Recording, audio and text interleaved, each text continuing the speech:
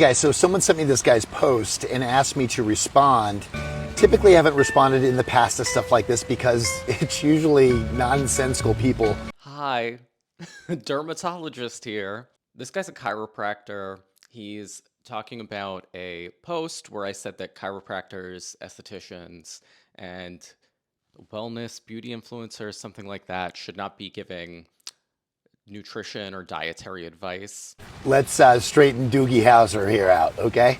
Firstly, this whole Doogie Howser thing. I'm older than you think I am. I've been getting this in the healthcare setting for the last 15 years. The reason I'm still getting called Doogie Howser by the boomers is because I practice what I preach. Most, especially the best chiropractic colleges, integrate nutrition heavily into their core curriculum, with some offering extended elective courses and post-grad degrees. So medical school offers it as an elective in some schools, if at all. Did I mention medical school and chiropractic schools are both 8 years? We also had an RD program at my university that's registered dietitian. I don't really want to get into an education measuring contest because that's not what this is about. For both medical and chiropractic school, I think you're adding up the bachelor's degree that you need to get in and then the actual schooling itself. What you said is partially accurate. Some chiropractic programs are only 3 years, which would make it 7 years total education versus 8 years in school for an MD or a DO. What you're also ignoring about our training, though, is that we have to do a residency, which can be anywhere from 3 to 7 years. And then a lot of people do subspecialty training after that. I couldn't find a good estimate hour for hour for each type of education, but we get more. Much more. Years more. I don't talk out of my behind, and it's very important for me to look at the data. There is data out there about medical education when it comes to nutrition, and the findings are that it varies greatly from school to school, and we need more of it. I will come back to this later. However, on the chiropractic side, there's basically no research about it. Opinions are given that it's extremely variable from school to school as well, but there's never been any evaluation of the quality of it. You mentioned registered dietitian programs. I think that's great. It has an actual exam that goes with it. It's something that's like an actual certification. I think those people could give nutritional advice. Love how all the things chiropractors have been blown off for teaching in the past and written off as quacks are all proving right. Things like better nutrition, managing stress, total picture health was our idea, everybody. So the point about prevention and overall health, we have that in medicine. It's called primary care.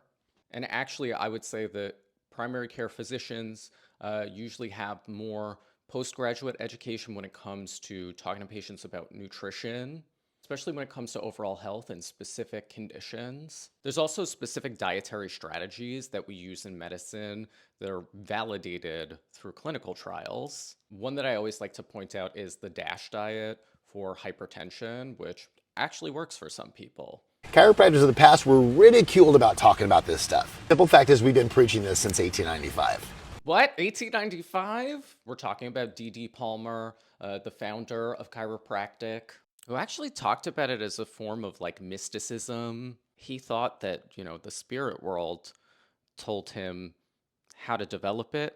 And that inciting event in 1895 was that he found a man with deafness outside his office, told him to lay down on the floor and jumped on his back and cured his deafness.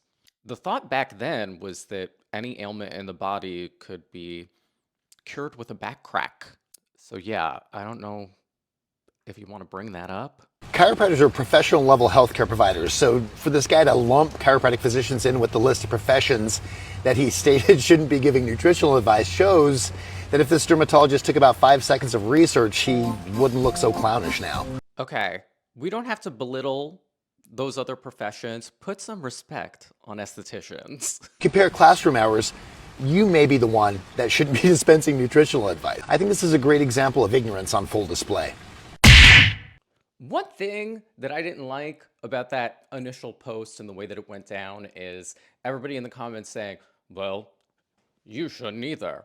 I don't. I don't give dietary advice. I don't set up diets for people. I'm a dermatologist.